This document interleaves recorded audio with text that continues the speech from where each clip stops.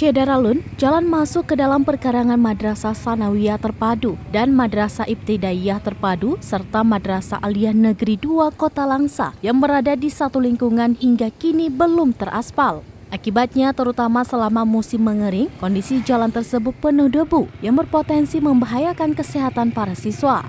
Amatan serambinews.com pada Jumat 22 Juli 2022, saat ini jalan masuk ke sekolah hanya dilakukan pengurugan dengan material beskos sehingga kondisi jalan masih kerap berdebu. Selain itu, di jalan tersebut juga berserakan batu pecah yang membahayakan kendaraan roda 2 para orang tua menghantar jemput anak mereka.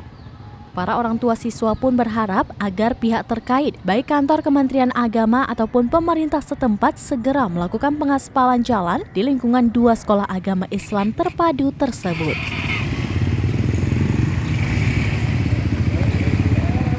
Dari Langsa, Subir, Serambion TV.